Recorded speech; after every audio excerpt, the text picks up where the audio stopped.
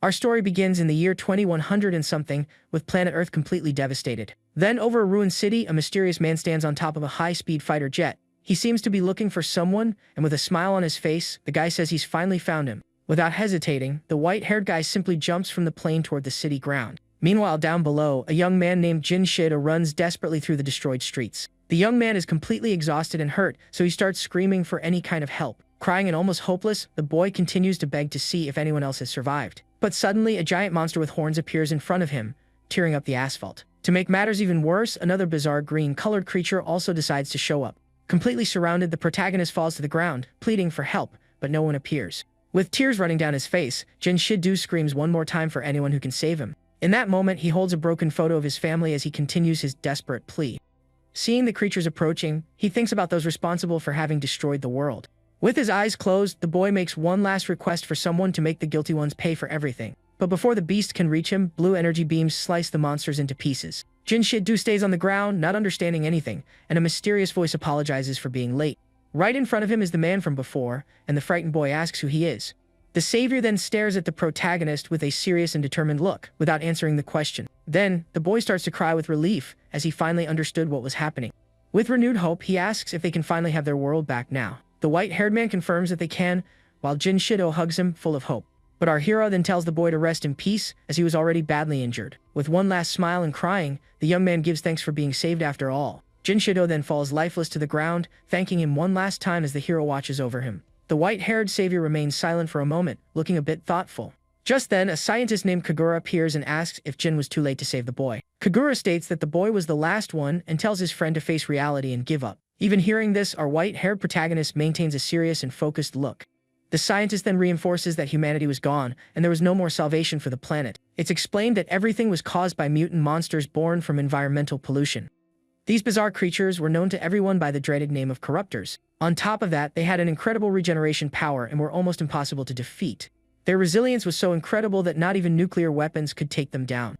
But humanity didn't give up and conducted various experiments on people to be able to fight back. Kagura says that even after finding a solution, there's no one left in the world to be saved.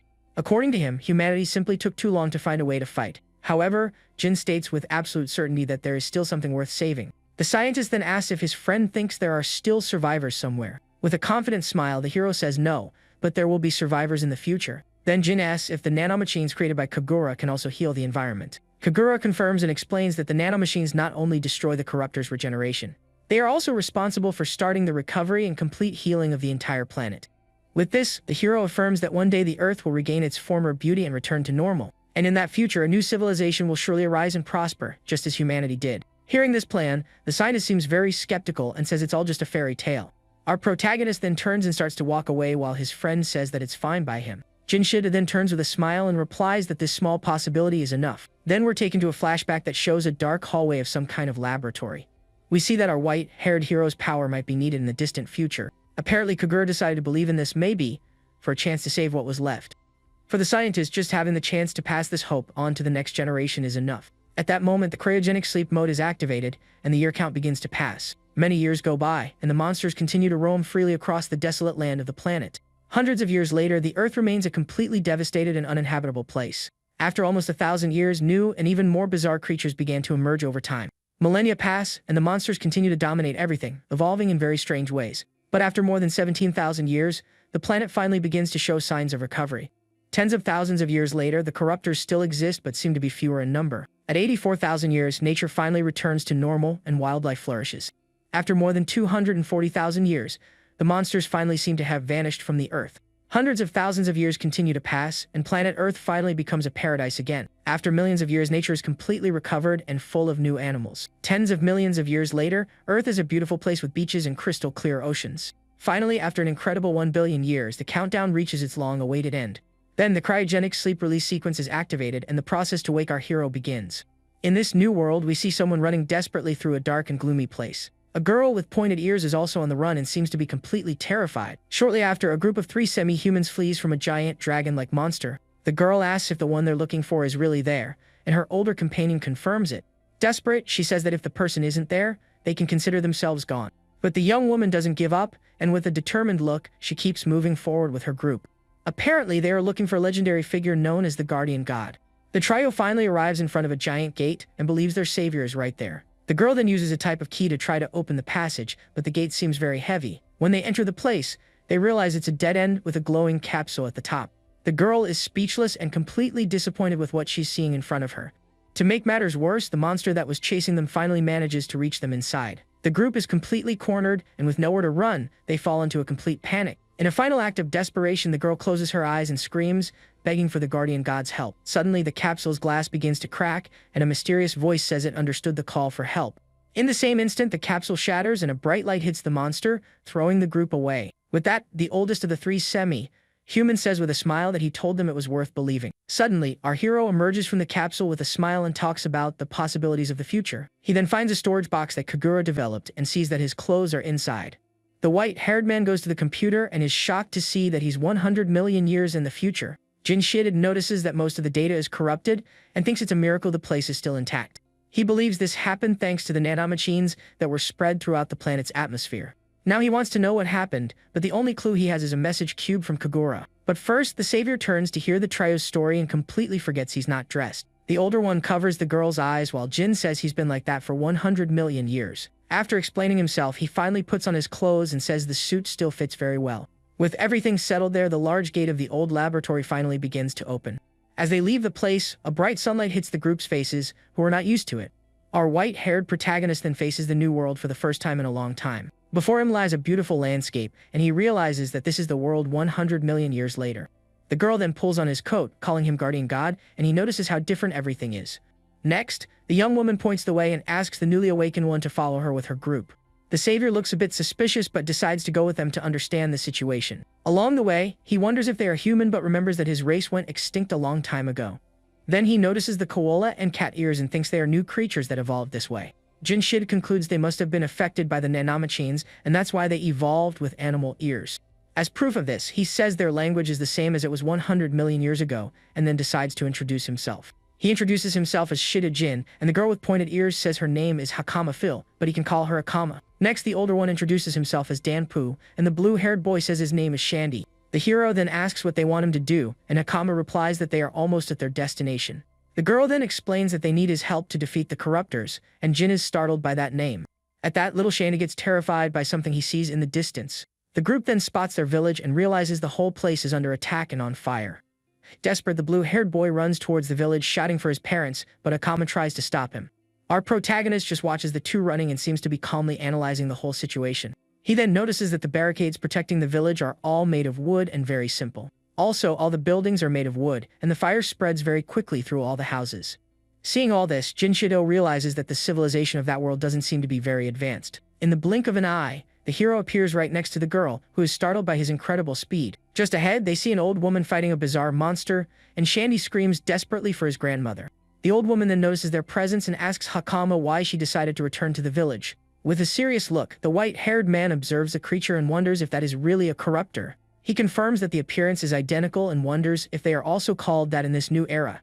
Hakama then prepares to fight, saying she will save her grandmother, and the hero notices a strange reaction in her. With that, our protagonist quickly advances towards the monster, saying he needs to confirm something. In the blink of an eye, the hero cuts the creature in half with a single, swift slash of blue energy. With that, he catches the old woman in his arms before she falls and apologizes for the slightly hectic situation. Next, Jin throws her towards Hakama and shouts for the girl to get ready to act right after. Then, the young woman concentrates a strange energy and creates a small fireball using her hands.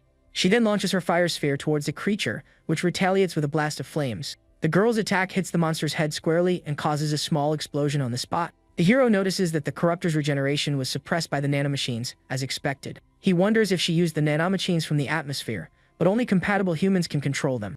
The protagonist questions if everyone in this era uses fireballs, and the old woman denies it, saying only a few do. She says only those with divine power can do it, and Jin understands that's the name for controlling nanomachines. Hakama runs to her grandmother, asking about the others, and the old woman says she managed to evacuate everyone. Danpu then stands beside Shandy and asks the girl why she decided to come back to the village. With a sad look, the boy's grandmother says that their village was gone and there was no saving it. She then reveals that the corruptor they just faced was only a newborn larva.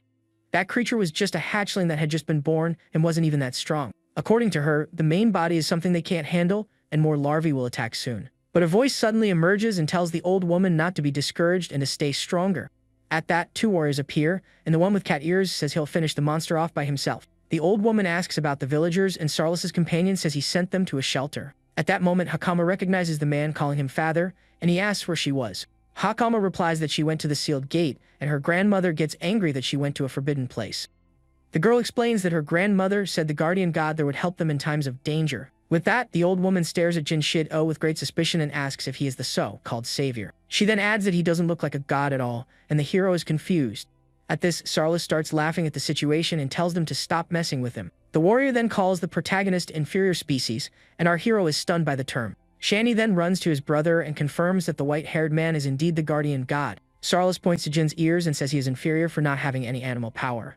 The boy says they were mistaken and Shandy denies it, saying that Jin took down a corruptor. With a sarcastic smile, Sarlis says he can also take down a larva with a single blow. Hearing this whole discussion, our protagonist just observes the situation with a very serious look. The warrior says this is a village problem and that inferior species are not welcome. He then turns to Jin and tells the newly awakened one not to meddle in their affairs. Sarlis starts to walk away, and his friend asks where he's going, and the young man says it's obvious.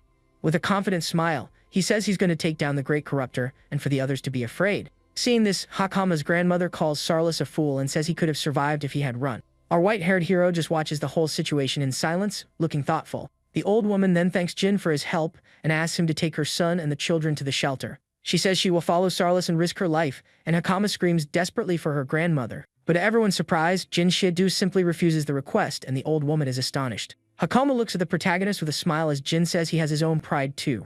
With a confident look, he states that he won't let someone who called him an inferior species go to their end. Meanwhile, in a nearby lake, the main body of the giant corruptor slowly emerges from the water. Sarlis then faces the bizarre creature and calls it to fight in a very challenging tone. The cat-eared warrior concentrates his energy and says he will become a holy knight. Surrounded by blue lightning, he prepares to fight the invading monster in front of him. Next, Sarlis leaps towards the corruptor, saying he will finish it off by himself. But suddenly, a strange tentacle with a glowing red eye emerges from the lake's water. To make matters worse, several other bizarre tentacles also begin to emerge from the surface. Then two smaller creatures jump in front of Sarlis to try to stop his main attack. The warrior cuts the two monsters in half with his spear and yells for them to get out of the way. He continues his attack towards the main corruptor and says he'll end it all in one blow. Flying through the air at high speed, Sarlis prepares his final attack to hit the creature. He then strikes the monster's head with his electric spear, causing an explosion. With a victorious and blood-stained smile, the warrior seems quite pleased with the result. The giant corruptor then retreats a bit, while Sarlis lands on the ground to observe the beast. However, the wound on the creature's head begins to close and glow with a red light. Sarlis is completely shocked to realize that the monster's injuries are regenerating. Seeing the young man's distraction, the corruptor attacks with its giant claw in a swift motion. The warrior tries to defend himself, but the screen goes dark, and we only see a question mark in the air. Jin creates an energy shield to defend the warrior and asks if he feels better now. Sarlis is completely speechless and stares at the newly awakened one with a look of pure surprise. At that, the corruptor attacks again, but our hero kicks it away with great ease. The white-haired protagonist then notices that the giant creature is still alive and moving. With a hand gesture, the savior simply beckons the monster to come and attack him again. The creature then charges at him with full force, and our hero prepares for combat. But the corruptor is impaled by stakes of light, and Sarlis screams desperately for his chief. The warrior then shouts for someone named Sals as a group of people runs towards them. Hakama's father and grandmother are completely shocked by what they are seeing happen there. The old woman is speechless and wonders what just happened right in front of her. She then realizes that Jin is holding the giant body of the corruptor with just one hand. With that, the hero says it's getting heavy and suggests they should retreat for now. He then grabs Sarlis so they can get away from the creature that is still alive. Jin then leaps away from the danger while carrying the cat-eared warrior on his back. He continues to move quickly away from the battle with the young man being carried on his shoulders. Completely confused, Sarlis asks the white-haired man what he really is. The warrior explains that corruptors regenerate instantly from any injury. Jin says that's why they need nanomachines to be able to inhibit regeneration. Sarlis is confused and asks what these nanomachines he mentioned are. The hero explains that it's what they call divine power and complements the warrior's attack. Sarlis, still in shock, asks if Jin is a guardian god, and the hero says he doesn't remember that. But the white-haired man stands up and says there's something important he wanted to say. He reminds the warrior that he had said the monster was a problem for the village only. Sarlis tries to justify himself, but the savior interrupts him, saying that's not right. Then the protagonist turns to the creature and states that this monster is his problem. With that, the giant corruptor lets out a terrifying roar and prepares to attack with full force. Without hesitation, Jin runs across the water at high speed towards the bizarre and giant beast. With a serious look, the hero says the first step is to immobilize the enemy. At that, he delivers a powerful kick in the air, creating a large golden shockwave in the water. The blow hits the creature squarely and throws it back with the force of the water's impact. Jin explains that these monsters were born because of humanity's foolishness in the past. He then clenches his fist and begins to concentrate a large amount of blue energy. And having lived 100 million years ago, he feels he has the responsibility to resolve this. Gathering a sphere of power, he says he's the only one who can put an end to the situation. Sarlis asks if he can really do it, and Jin confirms that he can with absolute certainty. The hero explains that he is the result of countless and unimaginable repetitions of the past. Furthermore, he is also the personification of the tragic and brutal history of all humanity. And he also represents the entire history of sacrifices and experiments done in laboratories. With an aura of power, he reveals himself as the last human created to fight against the beasts. And with a shout, the protagonist charges forward to deliver his final attack against the corruptor. The giant corruptor lets out a roar of surprise as a blue energy approaches. Suddenly, an immense blast of power is fired towards the bizarre creature. The attack then explodes in a blinding light that illuminates the entire battlefield. With that, all the villagers are completely shocked by what they are seeing. Hakama, on the other hand, looks at her savior with a smile and shining eyes. The energy explosion is so strong that the flash can be seen even from space. After the dust settles, all that remains of the monster are a few glowing pieces in the water. Sarlis is on the ground, completely stunned and unable to believe what just happened. The white-haired man then turns to the warrior and says that he is the last. With a confident smile, he adds that he is humanity's last scientific weapon. After everything, the lake finally becomes calm again, and peace reigns in the area once more. But from a distance, a girl with glasses watches everything, hidden in the forest bushes. She was using a type of spyglass to snoop and is amazed by what she saw happen there. The young woman says that not even the captain of the royal capital's knights could do that. With a determined look, she decides she needs to return to the capital immediately. Later that night, Jin finally manages to activate Kagura's message cube. The scientist then says that if Jin is listening, he is no longer in this world. Kagura asks how the future is and says the environment must have improved a lot. But he reveals that there is a problem, and the protagonist asks what that problem might be. Without beating around the bush, Kagura explains that even with the planet's improvement, the corruptors did not pass away. Our white-haired protagonist remains silent and listens to the message with a very serious expression. The scientist reveals that he felt something strange about 1,000 years after Jin Shid entered cryosleep. Kagura says he also went into cold sleep from time to time to observe the planet's changes. The scientist explains that with the environment's improvement, the number of corruptors was gradually decreasing. But suddenly, something unexpected happened and completely changed his plans. The satellite camera then focuses on a strange creature with a human form standing in an open field. Zooming in, we see a bizarre being with purple hair and red eyes with an aura of dark energy. Kagura explains that with the environmental changes, corruptors emerged that began to evolve. He didn't know the type of change, but he was sure that creatures would become a great threat.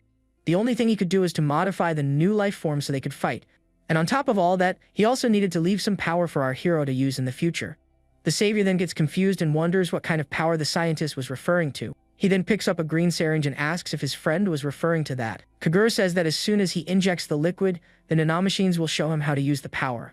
This is a power that only the hero can use because he has 100% compatibility. Jin Shida then stares at his own hands in silence and seems to be very focused on what he's doing. At that, a small combat knife materializes in his left hand using a bluish energy. He understands that he can create objects and, with a smile, says that this ability is very useful. Kagura reveals that he had other powers like this in various laboratories scattered around the world. He didn't leave everything together to prevent the corruptors from destroying it all at once. Kagura also wanted his friend to travel and see the new world he protected so much. In this distant future, he doesn't know how dangerous the corruptors have become over time. But even so, the scientist believes that the new world is a much better place to live. Compared to the past filled with chaos and destruction, the new civilization has managed to prosper. The hero's friend says with a smile that everything must be much better now than before. We then see a peaceful and well-built city as proof that humanity has evolved. In a library, a young woman reads peacefully, showing how calm the new world is. That's why Kagura asks his friend to first enjoy this new place that has emerged. But the scientist's image begins to glitch, and he says that unfortunately he won't be able to. With an old man's smile, he adds that he won't be able to see everything through to the end. At that, the hologram's projection finally begins to disappear right in front of our hero. Kagura then leaves the world in Jin's hands, and the cube's message finally ends. The white-haired man says he understands as Hakam and Danpur run towards him. The girl then says she found him, and that everyone in the village was looking for him. They grab him and ask him to come back because the star of the show can't be late for the party. But the protagonist notices something shining on the girl's neck and looks curious. Zooming in, he realizes that it's an access key for the old laboratories. Jin then asks Hakama where she got that golden key pendant. The young woman explains that it was a gift from a great person to her clan, and is a lucky charm. With a smile, he understands that's how she got into the forbidden place to find him. Being led by the two, the protagonist thinks that he now owes a great debt to her clan. Arriving at the village, the group encounters a large party around a giant bonfire. Some villagers then see the trio arriving and ask them to come closer. The people then wonder if that white-haired man is really the guardian god. One of the villagers doubts it and says he looks like an inferior species, and Jin just smiles. Sarlis overhears the conversation. Another warrior asks if that scrawny guy defeated the monster. With that, the cat-eared warrior gets up and angrily walks towards the villagers. He then yells at the cowards who ran away and says that's why they didn't see what happened. Now everyone is in awe of the hero, and Hakama says they are different from earlier. Just then, the girl's father and grandmother approach the savior to talk to him. The old woman then thanks him once again on behalf of all the residents of that small village. Hakama's father says the village would have been gone without him and that they want to return the favor. With a smile on his face, our protagonist tells them not to worry about such things, but he adds that if they insist, instead of goods, he prefers to receive information. Jin Shido says he wants to know the current and detailed state of how the world is functioning. Hakama's grandmother says that in that case, the best thing to do is to go to the great royal capital. That's where the king of the country called Kermosia resides, and many people from all over the world gather. In addition, the people of Kodama village also usually go there to sell their special products. The old woman warns that the journey is long and dangerous, but is sure he will be fine. Finally, she asks him to use Hakama as a guide, as the girl also has business in the capital. Hakama's grandmother explains that the young woman has divine power, and that in the capital, there is an academy for training. The next morning, a beautiful sunny day dawns on the village with birds singing in the blue sky. Inside a house, our white-haired hero says the morning is great and the air is pure. Looking at the landscape, he thinks he never imagined he could one day see such a beautiful scene. With a slightly sad look, the protagonist says he would have liked to show that to Kagura. Just then, little Shandy appears holding some clothes and shyly calls out to the guardian god. The boy then asks the white-haired man to get dressed, and he finally realizes the situation. Some time later, our protagonist and his new guide begin their journey to the capital. The grandmother then asks Hakama to fulfill her role as a guide, and the young woman nods in agreement. Sarlis says he wanted to go along, but the old woman tells him to shut up and study first. The hero then speaks to Sarlis and says his movements in yesterday's battle weren't bad. The warrior gets all excited and shouts that he will wait for him in the royal capital for a challenge. With everything settled, the girl's father asks the guardian god to take good care of his daughter on the trip. He then turns to Hakama and asks the young woman to take care of herself and stay healthy on the way. The hero and his new guide then say goodbye to everyone and finally begin their long journey. With that, the pair starts walking along a dirt road in the middle of a very green forest. We see the two follow in the path next to a river with crystal clear and calm waters. At dusk, they finally reach a beautiful waterfall and stop to rest. The girl then points to the horizon and seems to be showing him the rest of the way. At night, the two make camp and the hero asks Hakama how far the capital still is. Hakama replies that they need to walk for 4 more days, and the hero thinks that's close. With that, the pointy-eared girl asks why he wants to know so much about the world. Jin Shido answers mysteriously, just saying that it's a big secret.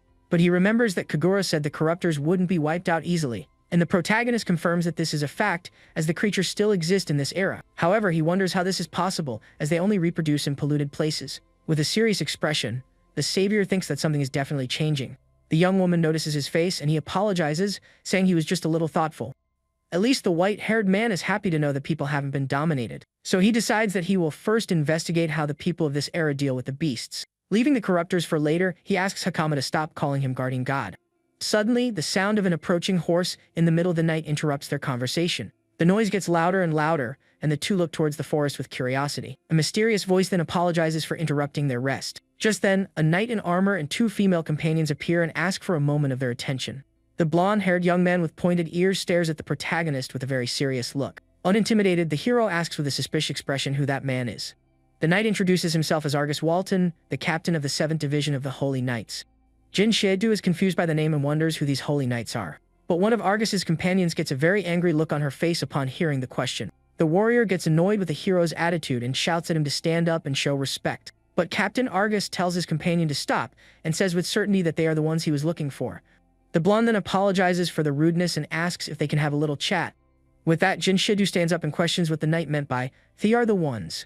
Argus then asks where the two came from and where they were going now. Hakama innocently replies that they came from Kodama village and are heading to the royal capital. Hearing the girl's answer, the female knight gives a wicked and confident smile. She then dismounts her horse and says that, as she thought, they are definitely the guilty ones. Drawing her sword, the woman says there are no records of inferior species in the village. The white-haired man is surprised to learn that they have records and are organized, but the captain simply says no, and his companion is completely confused. Argus explains that the girl's clothes are a special and very expensive product from Kodama village. In addition, clothes for children are rare, so her story seems to be true. However, the blonde holds his sword and seems to be preparing for a new move. The captain then points his blade at the hero and says that he, on the other hand, is different. The knight questions where our protagonist's clothes are from, as he doesn't recognize them. The savior replies that on the road to the capital, there are bandits using children to rob people. Hakama panics and shouts that it's not them, but the knight says he will be the judge. Argus says the criminals pretend to be harmless to attack and points his sword. Seeing the situation, the little guy becomes completely terrified and doesn't know what to do. At that, Hakama prepares to fight and releases her divine power to defend herself from the attack. Captain Argus observes her with a serious and analytical gaze, noting all her skill. He then warns her not to try anything reckless as the young woman prepares to attack. The girl is surprised that he noticed she has divine power and finds her very promising. Our protagonist just watches the scene and understands that those are the Holy Knights. Argus then holds a type of crystal and realizes that his opponents are strong and dangerous. The knight points his sword at Jin Sheddu and asks where he came from and what his destination is. He then threatens the newly awakened one, saying that depending on the answer, he will cut him down right there. Jin stares at the blade at his neck and remains silent for a brief moment, thinking. With a sigh, the hero calmly replies that he came from the small Kodama village. Argus's companion is completely shocked by the answer and shouts at the protagonist. But to her surprise, the captain sheathes his sword and says he understands the whole situation. With that, he turns to Hakama and asks if the young woman isn't by any chance lying to him. The girl confirms the story and asks if he is really the guardian deity of Kodama village. The blonde then seems to understand everything and repeats to himself that he is a guardian god. The knight then asks if they are done there, and our hero confirms that they are. Argus mounts his horse and apologizes, saying that was just part of the job.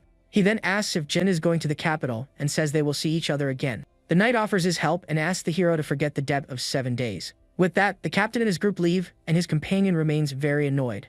Our protagonist just watches the group ride away with a slight smile on his face. Meanwhile, the brown-haired female knight shouts at her captain, asking why he retreated. She says there's no doubt that the inferior species was suspicious and they should have attacked. Argus then repeats the term, inferior species, and becomes a little thoughtful about the matter. With a strange smile, he wonders which of them was the real inferior species there. The green-haired female knight agrees with him, and the other one gets angry for not understanding anything. With that, she turns and asks her companion if she didn't realize the truth. The female knight then explains that the power difference between them was simply massive. Argus reveals that he tried to attack our hero 3 times but couldn't do anything. He remembers the moment he pointed his sword at the newly awakened one's neck. At that moment, the captain's hand was trembling, and he seemed to have great difficulty maintaining his stance. Jin Shiddu then released a bit of his energy to counter the knight's attack. The captain says he was neutralized before he could even try to make a move. The green-haired warrior asks if he used his divine power, and Argus confirms that he did. His companion is completely shocked because his power wasn't even activated. He explains that he attacked him in the same way he did with the girl, but the spirits didn't help him. The green-haired female knight also says the same thing happened to her, and her friend is astonished. Argus explains that there is a huge gap in their basic divine powers compared to him. And of all the holy knights, only the Grand Captain would be capable of doing something like that. With that, the 2 female warriors fall silent and continue their ride with a bored look. The brown-haired warrior gets annoyed and says she couldn't notice anything different. But Argus explains that he was an anomaly and that she had just joined the squad. He then asks if the corruptor from the village was defeated by him, and his friend confirms it. She asks if they can let him go, and the blonde says yes, as he doesn't seem to be a threat. With that, the other female warrior tells them to return to the capital, and that she will take care of everything. The captain then thinks about the guardian god and says that one needs more dignity than strength. At this, we see the great royal capital, and Argus thinks it would be good if he became an ally. With a serious look, the knight adds that he would be useful for the country's problems. The next day, the protagonist comments to his guide that he met someone interesting yesterday. Hakama then asks if all the knights there are that strong, but he denies it. The girl explains that among the knights, only the elite can join the Holy Knights. Jin Shida talks about the spirit magic, and she is amazed that he noticed the speed. With that, the young woman explains that divine power is borrowed from spirits to use magic. Our protagonist then understands that nanomachines are treated as spirits in this era. He comes to the conclusion that in this new era, the science he knew has become fantasy. With that, he remembers the warrior from before calling him an inferior species with disgust. The hero then repeats the term, and the girl stares at him with a confused look, not understanding. He then comments that there are various types of species, and Hakama nods in agreement. The young woman says some look like fish and others like insects, and the hero is astonished. She explains that her grandmother said a long time ago, living places were limited. That's why everyone changed their bodies to adapt to the places where they could live and survive. The protagonist is surprised and wonders if they adapted to the environment over time. At this, he thinks that some humans survived for 100 million years and evolved a lot. Jinshid then asks if those who didn't change are called inferior species, and the girl confirms it. She explains that they are inferior to those who adapted, and that's why the world sees them coldly. To make matters worse, the young woman reveals that many of this inferior species end up being sold as slaves. But Hakama says there isn't that much difference and finds it strange to treat someone badly just for being different. The white-haired man agrees with her and says with a serious look that everyone has gone mad. With a smile, the protagonist tells the young woman she is a good person, leaving her confused. Suddenly, a person runs deathly past the two and seems to be in trouble. They are startled by the situation, and a mysterious voice starts shouting for help in the middle of the road. At that, a blue-haired girl runs towards them but ends up tripping and falling to the ground. Akama then runs to help her and desperately asks if the blue-haired young woman is okay. Our white-haired protagonist just watches the scene with a serious and very analytical gaze. The girl then faints on the ground, and they realize she is completely injured and exhausted. But the hero notices something strange and sees that the girl's ears are not from any animal. She then lies on the ground, completely strengthless, with several wounds all over her body. Jinshid-do approaches and realizes her injuries are serious and she needs help soon. Hakama then holds her in her arms and keeps asking if the fainted young woman is okay. The savior then tells them to wait and prepares to use his power to heal the girl. But suddenly, the blue-haired young woman wakes up with a determined look and seems ready to attack. She then shouts for the protagonist not to move, and he just observes the situation calmly. At that, the girl takes Hakama hostage and threatens her with a knife, saying she will finish her. Our protagonist just watches the scene from a distance and seems to be analyzing everything carefully. With a slight smile, Jinshid-do says he understands and seems to have already figured out the whole plan. The young woman then asks with a mocking tone if her trap wasn't just perfect. The white-haired man then realizes that if this is a trap, the accomplices are nearby. Suddenly, an invisible figure starts to approach, and the hero is amazed by the ability. Just then, a man with a goatee appears and congratulates the blue-haired girl on a great job. The newcomer reveals himself as the leader of a group of bandits and talks about their camouflage. It's explained that this is a function of the nanomachines that makes them almost transparent in the air. The group then surrounds our hero, and the leader asks which country that inferior species came from. Next, the bandit points his sword at Jin's neck and tells him not to move. The leader threatens him, saying he knows what happens if he disobeys, and Hakama shouts for Jin. With that, Hakama releases her divine power, and the blue-haired girl shouts, annoyed with the situation. Our protagonist then shouts his guide's name and seems to be trying to stop her somehow. Hakama continues to be held by the kidnapper and seems very scared of what might happen. The savior then calmly says that this power was not meant to be pointed at people. Hakama tries to respond, but the blue-haired young woman tightens her arm around her neck even more. At this, the bandit leader is surprised and celebrates finding someone with divine power. One of the henchmen asks if the hero can also use this power, and Jin gives him a mocking look. Without a second thought, the bandit tries to grab our protagonist's arm with great force.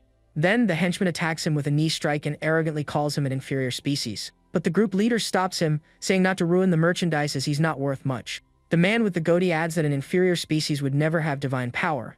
At this, Hakama realizes they are the bandits the Holy Knight had mentioned before. Injured, the leader uses an electric power and says it's time for the two of them to get some sleep. The girl panics because she knows that if she's captured, she will surely be sold in the market. Suddenly, everything goes dark and the savior calls out for Akama, asking his guide to finally wake up.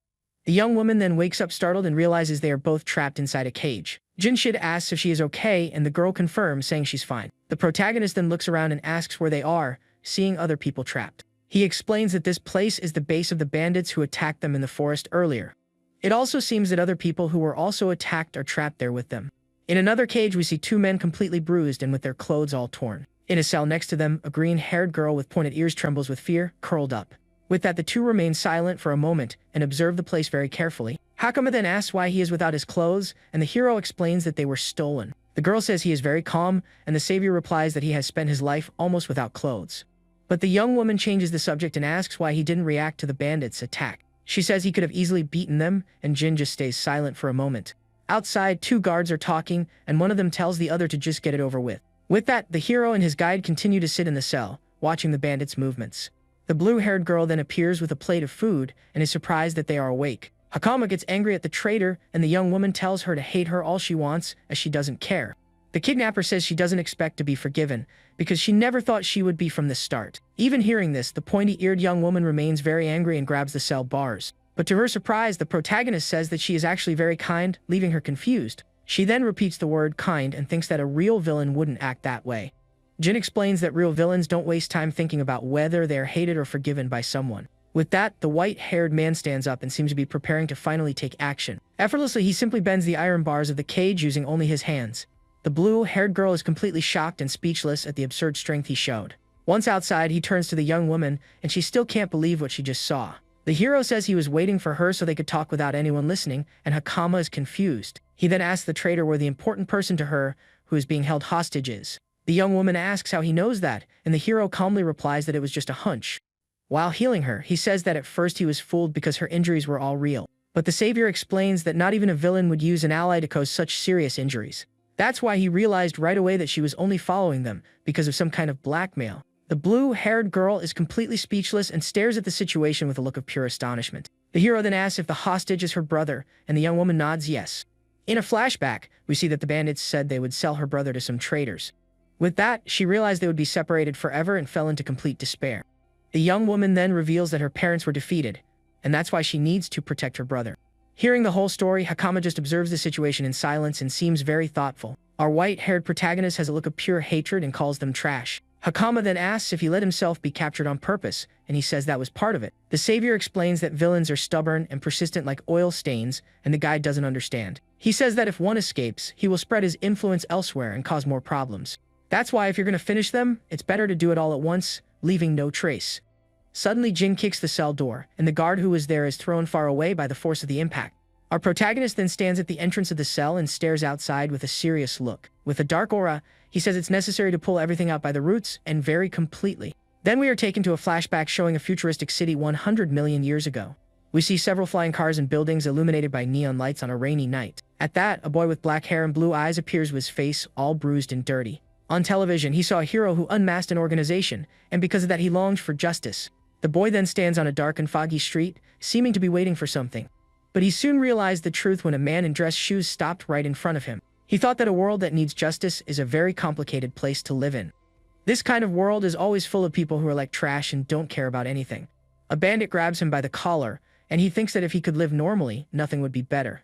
But the environment he lived in at that time simply didn't allow that to happen. So, without hesitation, the young boy decides to fight back and attacks the bandit with all his strength.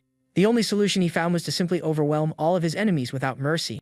And that's exactly what he did, and he started fighting against all the bandits in the city. Over time, he continued his journey and faced increasingly stronger and more dangerous enemies. Older now, he continued his hunt and sat on a pile of bodies he himself had defeated.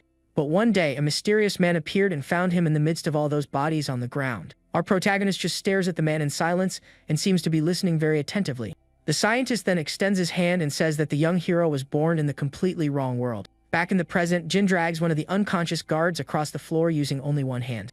Just then, two other henchmen appear and desperately shout for him to stop that right now. A short time later, all the guards are on the ground, and one of them asks what his objective is. Another fallen henchman asks where he came from, and how he managed to get in there. Our white-haired protagonist just gives a wicked smile and prepares to continue. He then throws one of the guards towards the others with completely absurd force.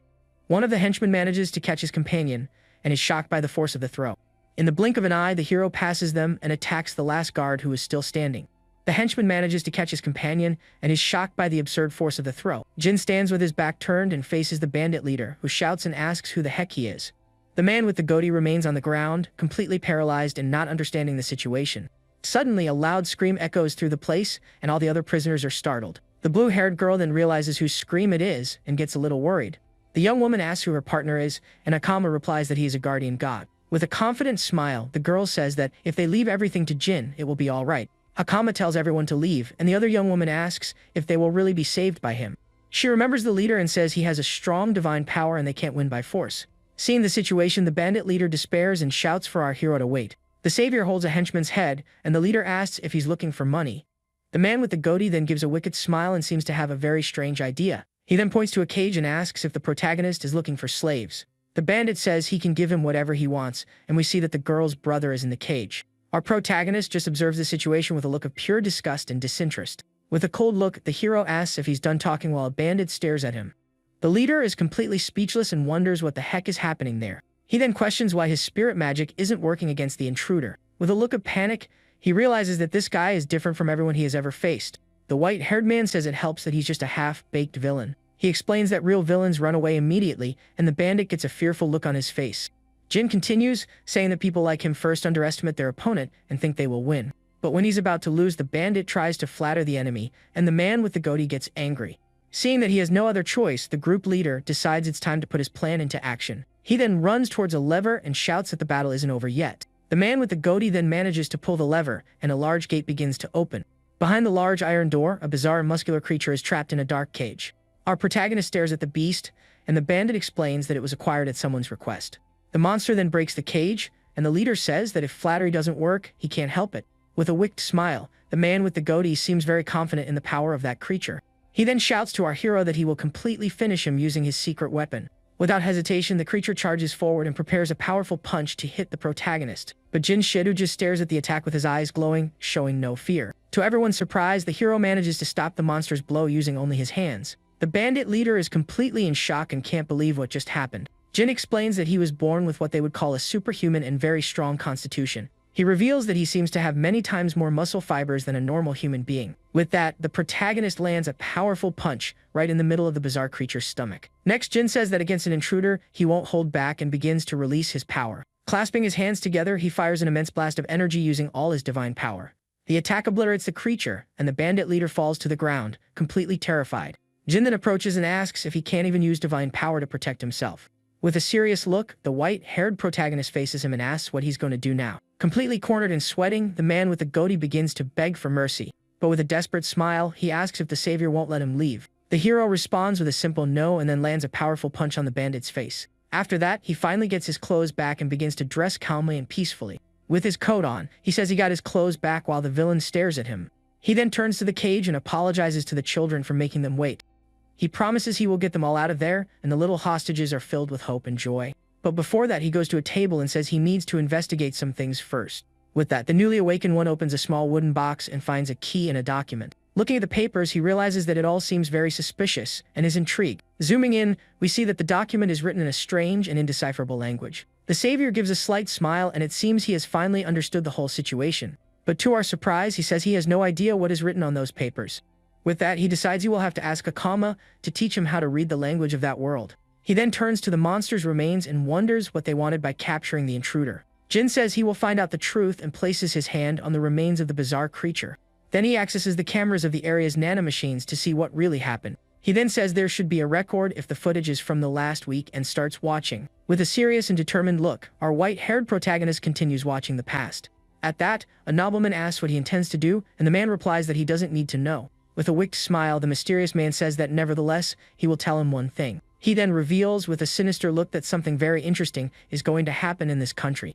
The savior finishes watching the recording and has a serious look, thinking about everything he discovered. Sometime later, the group finally arrives in a city, and everyone seems to be calmer. The ex-prisoners then gather in the middle of the street and seem to be waiting for something. Hakam and the blue-haired girl watch as the bandits are taken away by the city guards. The blue-haired young woman then turns and seems to have seen something important in the distance. At that, little Nino runs towards her, shouting for his dear older sister. With tears in her eyes, the girl then prepares to finally hug her lost brother. The two then embrace and cry with joy at finally being able to reunite again. She then thanks the hero, calling him a god, and he replies that he is not a god and it's okay. The white-haired man then changes the subject and seems to have a question about the situation. He asks who is arresting the bandits, and Hakama says they are from the guild and she called them. The young woman then points to a man with horns and says he is the city's guild master. The guild master then looks at the group with a serious expression and seems to be analyzing everyone. The man approaches and asks if the protagonist was responsible, and he confirms it. The master then introduces himself as Padrak and thanks our hero for all the cooperation. The horned man then stares at the newly awakened one with a serious and very analytical gaze. He thinks that Jin doesn't have a scratch, and that although he looks like an inferior species, he is different. Padrak concludes that he is no ordinary man and says there were many reports about the bandits. The savior asks why the local lord didn't arrest them, and the master says he can't. It's explained that only guild members who have sworn loyalty to the king can handle it. Padrak adds that even if Lord Chapin committed a crime, they would report him. With that, the protagonist understands that the lord is like a mayor and the guild is like the police. He then thinks of the name Chapin and remembers the suspicious nobleman he saw in the earlier recording. The hero hands the document he found to the master and asks if it could be useful. Padrak is shocked and reveals that the paper is a list of those who did business with the bandits. The savior asks if they can arrest everyone with it, and if the lord's name is on the list. But the master denies it and tells him not to take the joke seriously, and Jin thinks he's a villain. He knows he can't do anything now, and before he leaves, he looks at the blue-haired young woman. The hero asks what will happen to the slaves, and Padrak says the guild will help. But for those who don't fit into the categories, they can't do anything, and Jin looks at the siblings. Our protagonist believes the two have lost their parents and asks if there are no shelters. Padrak replies that there aren't, but they can help find them a job. However, since the two are inferior species, he thinks it will be difficult to find employment. The white-haired man sighs and thinks that the prejudice against inferior species exists there too.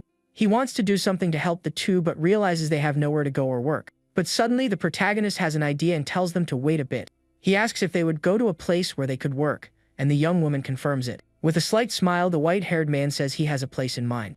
At that, he remembers the night Argus telling to look for him if he needed any help. The hero then says with a mischievous smile that he knows a very special workplace. With that, we are taken to the royal capital to the grand and luxurious estate of the knight Argus. Suddenly, the noble knight feels a strange shiver and is a little scared by the sensation. His companion asks if something is wrong, and he says it's nothing, and he just felt a chill. The group of knights continues their ride towards their captain's grand estate. Arriving at the location, Argus says goodbye to his companions and says they've gone far enough. The blonde thanks them for their work on the expedition and tells everyone to rest well on their day off. With that, the holy knight enters his mansion and is greeted by two of his butlers. All the maids and staff bow and welcome the great Lord Argus. The knight then asks his butler if there is any important news for him. The man and one of the maids get a worried and slightly embarrassed look at the question. Argus notices their strange reaction and with a sigh asks if something bad happened. The butler apologizes for bothering him, and the knight replies that it's no problem. With that, the man approaches and begins to whisper something in his noble master's ear. The two then begin to walk through the grand hall while talking about what happened. But from a balcony, a young blonde-haired woman watches the two with a very angry and serious look. The noble knight thanks him for the report, and the butler says it was just his duty as a servant. With his hand on his head, Argus realizes that the situation in the capital is much worse than he imagined. He wonders how invaders appeared in the royal capital, and where they managed to get in. With a serious look, the blonde knight concludes that someone must have let them in on purpose. In that case, the most suspicious place would be Harnisk Academy, as entry there is super restricted. The nobleman then thinks that either way, he will need an ally as soon as possible. 3 days pass, and we see the protagonist group traveling towards the great royal capital. The blue-haired girl asks if she will really get a job, and the hero tells her to relax. He says that since she knows how to read, write, and do math, she will definitely find something. With a smile, the young woman is encouraged by the savior's words and thanks him for his confidence. Suddenly, Hakama points to the horizon and shouts excitedly, saying they have finally arrived. Jin Shido then looks ahead with a surprised expression upon seeing their destination in the distance. Before the group is the immense royal capital, and the hero stares at it for the first time amazed. The city is full of life, with many people and buildings with very different architecture. The protagonist comments that the place is full of life, and the children are impressed with everything. Hakama then explains that the capital runs on imports, and that's why everything ends up there. She adds that even the people of Kodama come to sell, and Jin remembers her saying that. The white-haired man is fascinated to see a great mix of different races and cultures. He realizes how that place has evolved in a unique and different way from anything he'd ever seen. Hakama adds that the streets are impeccable, and we see a shop full of various items. She also says that the law and order in the capital seem to be very solid and safe. But the white-haired protagonist gets a serious and somewhat thoughtful look. He notices a guard mistreating two people with fishtails in a dark alley. With that, he thinks that every new era also comes with its own problems and baggage. Jin Shida then asks Sakama when the academy's exam will be, and she says it's next week. A young blonde woman observes them, and the hero is relieved that classes only start with the results. With a look of disgust, the blonde girl wonders about those brats and half-breeds.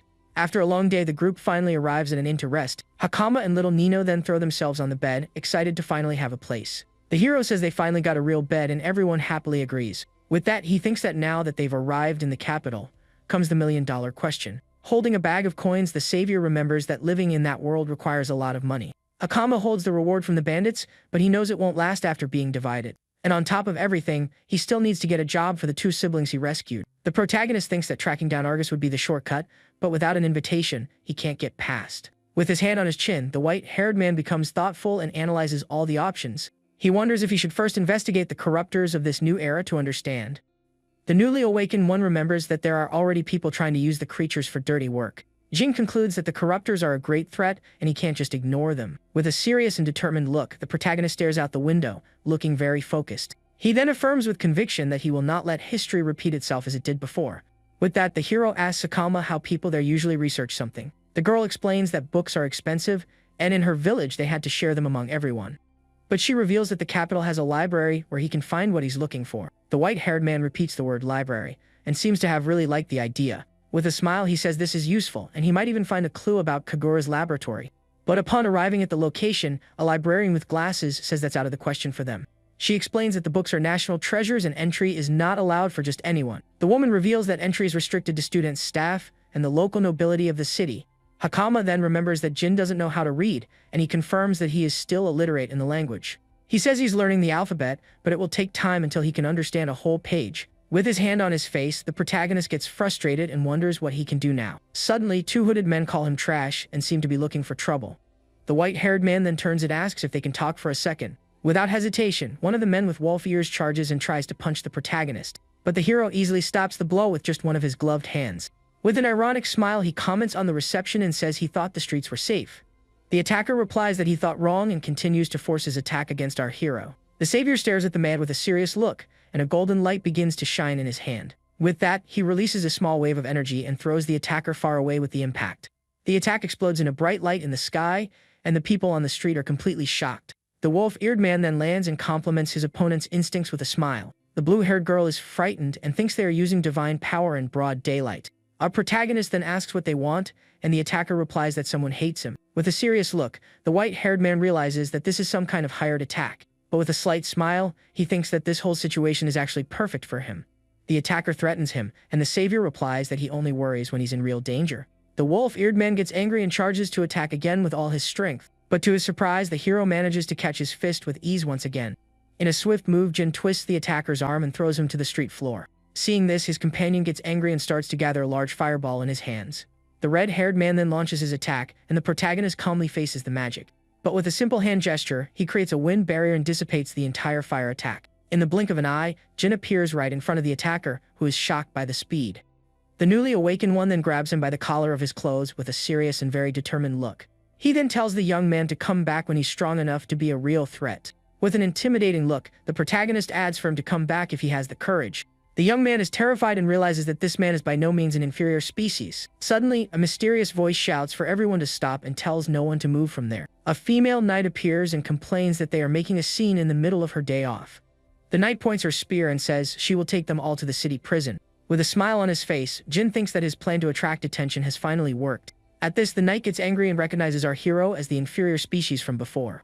She then faces the protagonist in the middle of the street with a look of pure rage and contempt. With a wicked smile on her face, the warrior seems ready to finally attack. The knight then accuses him of causing a big commotion as soon as he arrived in the capital. She adds that an inferior species will always be an inferior species with no salvation. But an old woman from the crowd approaches and says he was suddenly attacked by them. The old woman then adds that everything that happened there was just self-defense. The warrior then looks at the attacker on the ground and realizes his face is very familiar. With that, she approaches and asks if they are students of the famous Harness Academy. The knight gets frustrated and hopes that the young miss is not involved in this. The hero asks about the young woman, but the warrior tells him not to worry and to take them away. With a smile, he comments that the Holy Knights also patrol the city. She replies that the capital is huge and they just help maintain local public order. But the warrior continues with a serious and slightly suspicious look at our protagonist. In her thoughts, she concludes that this guy is very strong because the students were not weak. With that, the knight says goodbye and asks him not to cause any more trouble in the capital. But the savior interrupts her and says that if she doesn't mind, he has a place to show her. The warrior then turns confused and asks what kind of place he wants to show her. We are taken to the grand and luxurious estate of the knight Argus on a starry night. Inside, our white-haired protagonist asks the blonde knight to hire them. Argus is completely shocked, and Jin reminds him that he said to look for him if he needed help. The knight then asks why his group has grown, and the hero replies that it just happened. The savior explains that he found the bandits and rescued the children who were prisoners. The blonde then asks about the bandits, and the hero says he left the rest to the guild members. With his hand on his chin, the nobleman wonders if the protagonist took care of all that by himself. The knight asks why he is helping the two, and Jin says they have no family and are inferior. With that, the newly awakened one says he thought of at least finding a place for them to work. The nobleman says he has no obligation, and the savior replies that this is his way of doing things. He says he was the one who saved them, and so he won't do a half-hearted job and will see it through to the end. Hearing this, the knight and his companion are completely shocked by his determination. The two siblings then look at their savior with shining eyes full of hope. With that, the knight agrees and says the two can work there as servants, and the girl gets excited. However, the blonde-haired nobleman reveals that there is a small condition for them to stay. He then points to the hero and says he wants him as an instructor, and the protagonist is astonished. We then see the two siblings in their new work clothes, looking very happy and excited. The white-haired man then comments with a smile that they look great in the new clothes. The blue-haired young woman then thanks Lord Argus, but he says there's no need to thank him. He then leaves the two's education to his butler and asks him not to discriminate against them for being inferior. With that, the siblings happily say goodbye and thank the hero once again for his great help. The protagonist then realizes there is a hidden motive, and the knight appreciates his perceptiveness. Argus says he doesn't know where he came from, but wants to trust him and make a very important request. The nobleman then asks the white-haired man to infiltrate the Great Harness Academy. Not understanding, the newly awakened one asks what the Holy Knight meant by that. The blonde explains that various factions are trying to take over the country, and Jin asks about the king. Argus reveals that the king is very ill, and so a battle for succession has already begun. The problem is that people with no right to the throne are planning to take the country for themselves. To make matters worse, they are using the corruptors and dragging innocent people into the chaos. Jin remembers the suspicious nobleman and understands that he is not the only one he should worry about. The knight confirms that dangerous people are operating the capital and need to be stopped. The savior asks if the academy is the most suspicious place, and Argus confirms that it definitely is. With everything explained, the nobleman knocks on a nearby door and says they are coming in. He then opens the door and says that the person inside will be his guide within the academy. The knight introduces his younger sister who studies at the academy and is named Milia Oltens.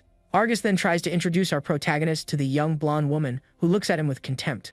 But the girl interrupts him and asks if he's going to leave the infiltration to that inferior species. Annoyed, the blonde tells his sister to show respect, but she says his presence is a disrespect. Milia adds that this is not a job that can be entrusted to an inferior species. With a smile, the hero calls her a prejudiced young lady and Argus apologizes for the rudeness. With a smile, the female knight gets annoyed, and the hero says she has her own prejudices too. The young blonde woman then looks at her brother and asks if he finally got the message.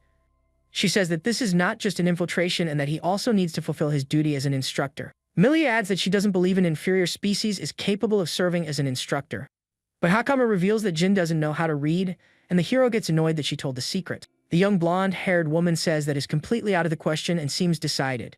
With that, Hakama defends the protagonist and says he is much more amazing than all of them combined.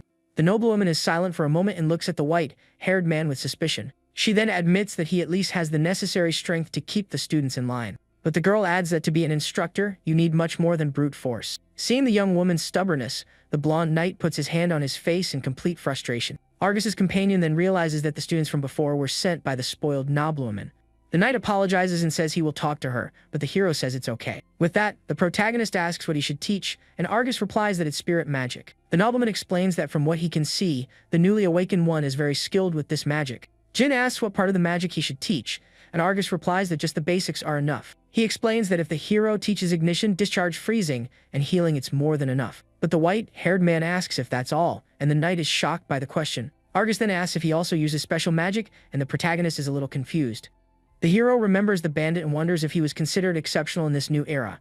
With a smile on his face, Jin Shida finds the whole situation very interesting and exciting. Then he says it's time to turn the common sense of this era a little upside down. Suddenly, an academy professor appears in the courtyard and sees the hero standing there calmly. With a look of pure hatred, the instructor glares at the protagonist, looking very annoyed with the situation. But the savior just gestures with his hand and releases a small blast of energy towards him. With that, the professor is thrown to the ground and is completely confused about what just happened. The man then shouts and asks what the heck the newly awakened one just did to him. He says he has never seen magic like that and accuses Jin of using some kind of dirty trick. Meanwhile, the other instructors just watch the scene from a distance with a very serious look. With a smile, Argus says that resolves everything, and his companions agree with him. The other students watching the scene from afar are completely shocked by what they saw. Millie is also speechless, and one of the students says that was definitely special magic. She wonders why that happened, as inferior species shouldn't have any power. The young blonde woman then glares at the protagonist with a look of pure suspicion and a lot of anger. With that, the hero grabs the professor and asks him to calm down and stop all the fuss. A week passes and the academy teaches normal subjects, but its real purpose is very different. In fact, the true goal of that place is to train warriors to fight against the beasts. Those who can't keep up will be forced to leave the academy without any mercy. But if they manage to graduate, joining the Holy Knights will not be just a dream. In the end, she adds that everything will depend on the skill of each one of them there. Two students comment that there are many freshmen, and most seem to be commoners. At that, a hand approaches the noblewoman, and a mysterious voice calls her for a conversation. A red-haired young man named Reyes says it's rare for her to appear at the entrance ceremony. The young woman replies that he is also there to try to get close to some famous noble. But suddenly, the red-haired student notices something, and is surprised by what he sees. He asks why an inferior species is with the instructors, and Milia says he is one of them. Reyes is completely shocked, and the blonde girl asks for his opinion on the man. With a look of astonishment, the young man is speechless and doesn't know what to answer the young woman. Milia then says he's just an inferior species, and that was exactly what she thought. The protagonist just watches the scene from afar and realizes the two are talking about him. He thinks the academy is huge and investigating it all will definitely take some time. The hero notices the stares and concludes that he first needs to erase the image of an inferior species. For him, the most important thing now is to gain the recognition of everyone in that place. We then see the large and imposing academy on a beautiful sunny day with a very blue sky. In a classroom, the professor says they will restart the spirit magic classes. The instructor warns the elite students to be careful and not let their guard down with the newcomers. But with a wicked smile, the man says he would like to say that, but the situation is different. He notices that there are few students and asks if they really have any motivation to study. With her arms crossed, the young blonde woman calmly replies that of course they are motivated. With an ironic smile, the professor wonders who would want to listen to an inferior species speak. He reveals that today's class will be given by an inferior species and that he spread the news beforehand. The professor then mockingly asks our protagonist to introduce himself to the class. With a confident smile, the newly awakened one introduces himself to everyone as Shido Jin. He then says he will teach spirit magic and hopes to work well with the students. But the red-haired student asks if he can really handle that job. The white-haired man replies with a smile that it's up to the students to decide. He adds that if they think it's not worth it, they can simply skip class. But with a serious look, the savior says there is one thing he wants everyone to follow. Surrounded by blue energy, he asks them never to use that power against people. It is explained that spirit magic can stop the incredible regeneration of the corruptors. However, this ability does not work on humans and will only cause normal injuries. With a serious look, the protagonist reveals that this power was created to defeat the beasts. Therefore, he asks the students not to use that power incorrectly or recklessly. But one of the students starts to laugh and calls him stupid, because power is always power. He says he came to see an inferior species class, and the hero forbids them from using the magic. Other students also begin to mock him and call him an inferior species without power. With that, the whole class starts to laugh and mock the new instructor without respect. Even hearing everything, our white-haired protagonist remains very calm. He then challenges the student and says that if he thinks the hero has no power, he can try. The savior adds for the young man to use his strongest power and shoot at him. He then promises that if the boy manages to hurt him, he will no longer appear in today's class. With a confident smile, the student seems to really like the proposal he just heard. The young man then gathers a golden energy and shouts for the inferior species not to regret it. At this, the professor panics and shouts for the student to stop because he will also be hit. But the student doesn't care, and with a shout, he finally launches his attack with all he has. A large blast of golden energy is fired towards our white-haired protagonist. The attack then hits the ground and causes a large explosion of smoke and dust in the classroom. With a victorious smile on his face, the student seems very satisfied with the result of his attack. But suddenly, a stake of bluish energy emerges from the middle of the smoke at very high speed. The attack grazes the young man's face and hits the wall right behind him with force. The student is completely in shock and can't believe what just happened right in front of him.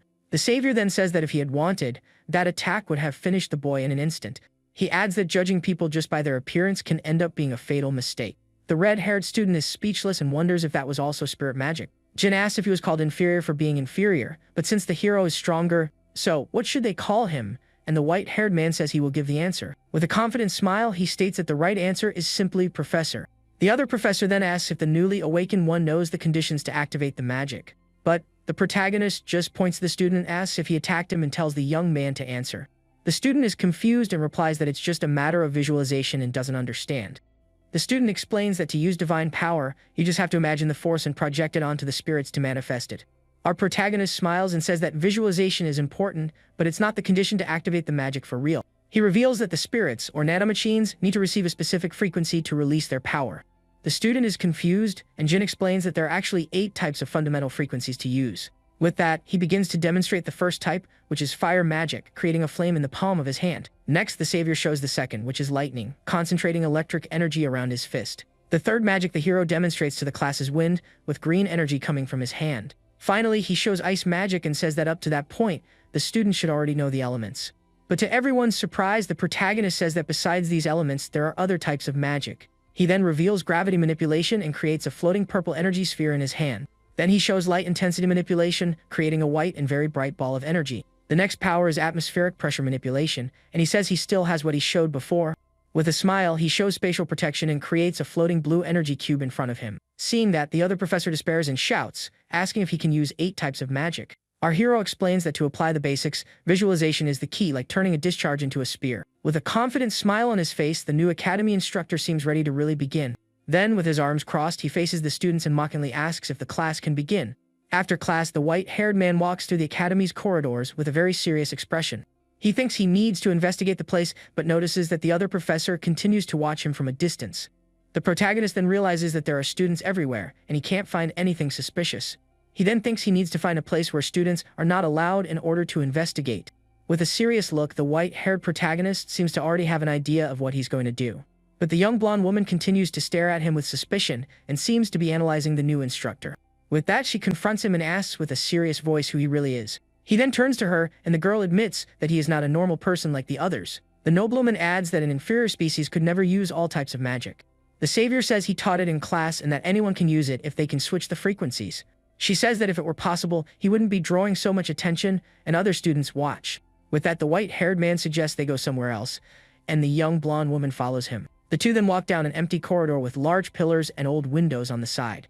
The girl then turns to him and asks if the new instructor will finally answer her questions. The hero says he is an ancient human who slept for 100 million years, and the young woman thinks it's a joke. With a serious look, the noblewoman asks what he did 100 million years ago in the past. The protagonist replies that he did many things and that at that time, he was a type of agent. The girl is confused, and he explains that he was someone who worked hard for his country and his people. With a slight smile on his face, he adds that he fought against countless different villains. In a flashback from 100 million years ago, we see a young Jin with his companions in a laboratory. Kagura then appears explaining an attack strategy to the soldiers on a whiteboard. The savior says he remembers everything as if it were yesterday, and we see him on a mission.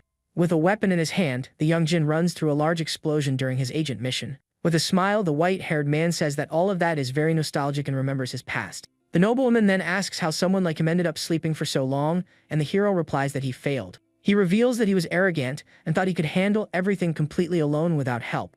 But as a result, the protagonist ended up losing everything he had without being able to do anything to stop the tragedy. He says he accepted the job so that if he needed to, he could count on her help and that of the other students. The young woman then asks where they are going, and he replies that he is just fulfilling his duty as a guide. With that, the two arrive in a dark and dusty room that seems to have been abandoned for a long time. The noblewoman then explains that this is the place where instructors store materials for classes. Our protagonist then asks with his hand on his chin if that place is just a storage room. He then looks at a dusty bookshelf and notices a small old statue sitting there. The girl asks why they are there and reveals that she has also been doing her own secret investigation. She then shows a map and says there is an abnormal space next to the large room, big enough for another. The young woman believes that if there is something suspicious, it's in that location, and Jin moves the old statue from the shelf. With that, the bookshelf moves, revealing a secret passage with a dark and gloomy staircase.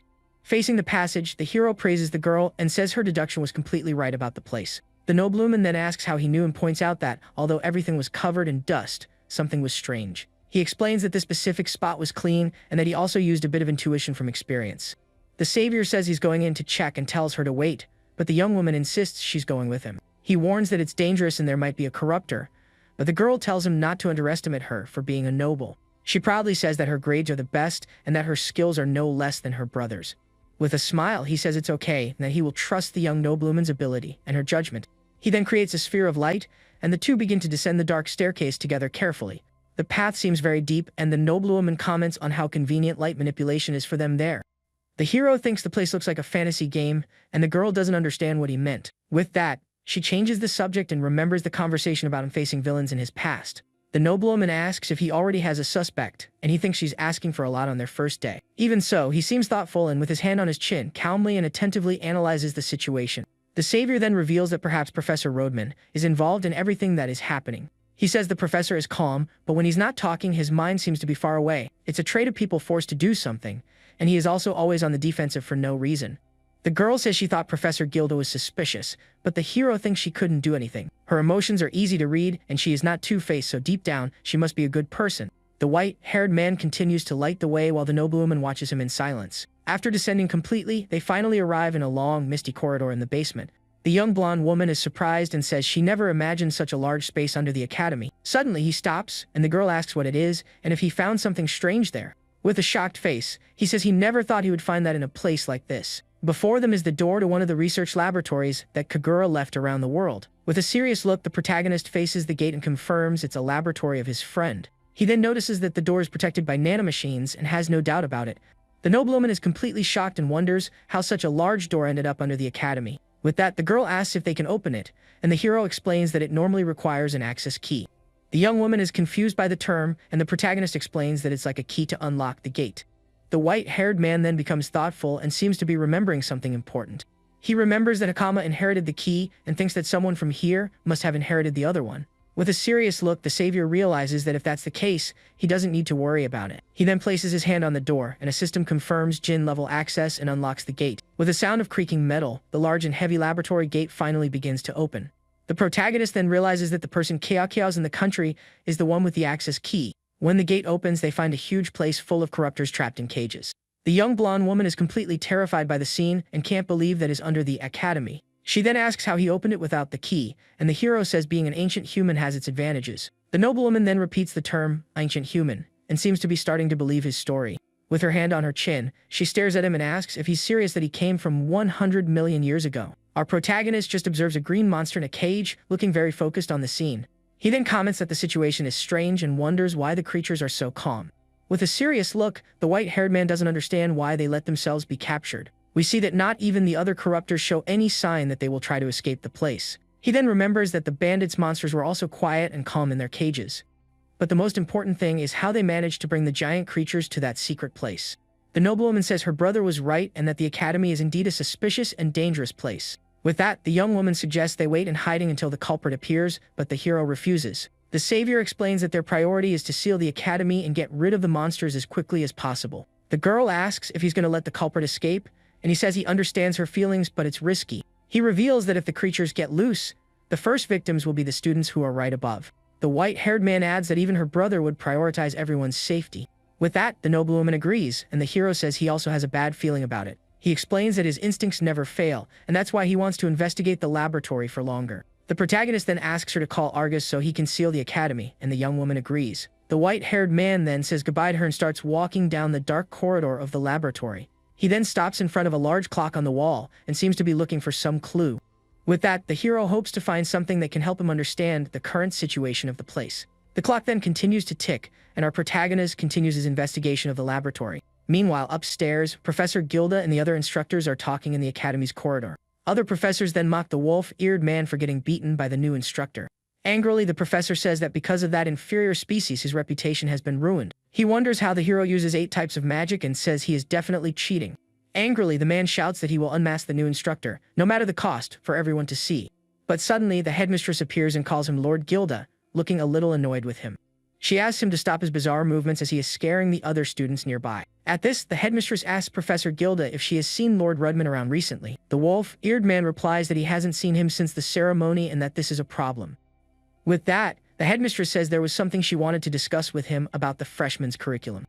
But suddenly the woman stops talking and seems to have noticed something very strange in the air. Looking outside, she sees a purple energy in the sky and wonders what that bizarre thing is. Elsewhere, the young noblewoman runs desperately up the stairs, looking very scared. With that, she finally manages to get out of the secret passage and reaches the storage room. Completely out of breath, the girl stops for a moment and tries to catch her breath. She then says she needs to report everything to her brother, but a mysterious voice interrupts her. The young woman then turns with a look of pure fear and is completely paralyzed and speechless. Before her is Professor Rudman, and the blonde-haired girl calls him Miss Liltons. The professor then gives a completely sinister and terrifying smile to the horrified noblewoman. Back in the laboratory, a large metal door with a red light slowly opens. Our white-haired protagonist stares at the scene and wonders what that is in front of him. Before him is a type of giant core that looks like a brain pulsating with red energy. The savior notices that it is pulsing as if it were alive and is very impressed. He then wonders if it was Kagura who created the thing and approaches a computer. At that, the hero finds a small black briefcase hidden in the computer's panel. Inside, he finds a message cube and a syringe with nanomachines left by Kagura. With that, Jinshida holds the cube and hopes to find some clue about the current state of the world. The cube then projects a hologram and Kagura's image appears, asking if his friend can hear him. The scientist explains that this laboratory is the closest one to where the protagonist awoke from his sleep. At this, the hero's friend reveals that they were building an incredible device in that place. He adds that a part of this device's function was sealed within the nanomachines. With a genius pose, the scientist then asks his friend what he thinks this device is. Without beating around the bush, Kagura reveals that it is a teleportation device, and the hero is completely shocked. Our protagonist then repeats the words teleportation and device, not believing it. He then remembers the giant corruptors that were quiet and calm in their iron cages. With that, the savior stares at the pulsating core and thinks that it can't be what he's imagining. Jin then remembers that the bandit's monster was also completely quiet and calm in its cage. The white-haired man then remembers the strange clock he found on the laboratory wall. With a serious look, he realizes that the clock actually seemed much more complex than normal.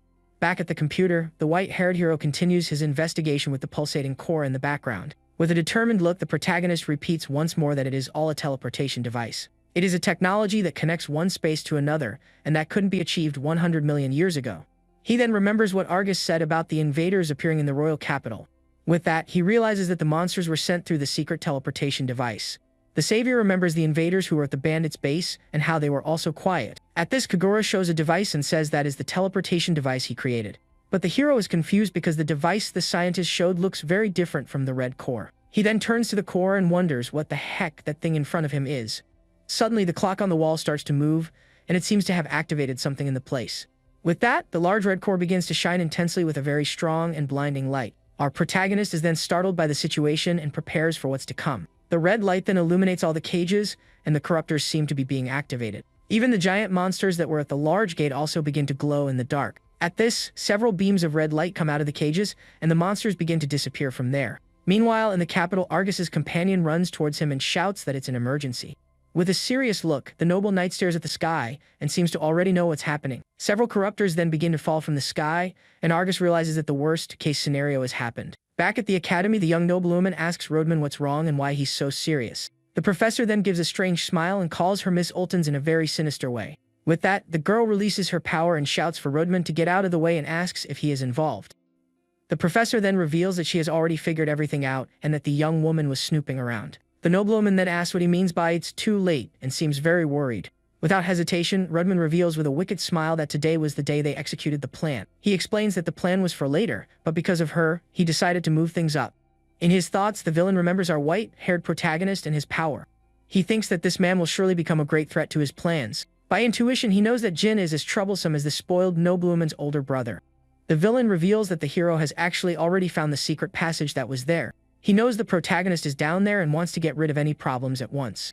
With a challenging smile, the noblewoman asks if the professor really thinks he can win the fight. Rodman replies that he certainly can because he has a new invincible power now. He then shouts that he has obtained an invincible power, but suddenly two girls appear with a vase. The young blonde woman is confused, and the villain says he will also show her his new power. With a wicked smile, he says that this is his new and powerful battle power. But to everyone's surprise, the person there was Hakama, who gives a confident smile. The girl then prepares to attack, and with a sigh, she just closes her eyes. Next, Hakama says she won, and we see that the professor was knocked out with the giant vase. The noblewoman asks why the girl is there, and Hakama replies that she was looking for Jin. She explains that things are getting crazy outside, and that they need Jin's help. Hakama says that another girl named Kudo said she saw the hero entering that place. The young Kudo then introduces herself to the noblewoman and confirms that she is a freshman at the academy. With that, Hakama's friend asks if it's okay to hit a professor like that. Hakama says it's fine because no one saw their faces and they can blame the spoiled noblewoman. Suddenly, our white-haired protagonist finally appears coming out of the secret passage. Jin then shouts for Hakama and asks what happened to Professor Rodman on the floor. The young woman runs to the savior and says that things are getting ugly outside the academy. The hero replies that he knows and reveals that all the invaders from the research facility have disappeared. With that, the noblewoman realizes that all the monsters have been released into the royal capital at once. The group then runs to the outside of the academy to see what is happening. From above, they see the entire capital on fire and being attacked by corruptors. In the streets, people run desperately while a wolf-like monster pursues them. In the sky, a griffin-like creature grabs a man and carries him high up without mercy. A giant monster then steps on the ground and crushes everything in its path with its huge paw. The creature then stares at the city with its glowing eyes and prepares for the attack. With a terrifying roar, the giant corruptor unleashes a great wave of energy and power. Seeing the scene, the young noblewoman is completely terrified by the destruction of the royal capital. The protagonist then gets angry and says he misjudged the situation and should have destroyed the device. At that, Hakama calls him and points to a giant monster that is in the middle of the whole city. The creature then begins to gather a large amount of energy in its mouth to attack. With a look of pure terror, the corruptor prepares a golden energy beam to fire. The giant monster then turns towards the great royal castle that is in the center of the city. With that, the noblewoman realizes that the target of the attack is the royal castle and that the royal family will be attacked. The savior says it's his fault and that he will resolve the situation, taking the syringe he found. Surrounded by a blue aura, the hero reveals that he will gain a simplified version of teleportation. Kagura explains that the energy embedded in the nanomachines has a limit of only one use per day. The ability is also restricted to short distances and only works within his line of sight. With that, the giant monster finally fires its attack, and a blast of energy goes towards the castle. The scientist then adds that with this power, the hero can simply jump to any place. Without hesitation, Jin Shid-Du appears in front of the castle to be able to stop the monster's powerful attack. And using his hand, he creates an energy barrier to block the blast and save everyone on the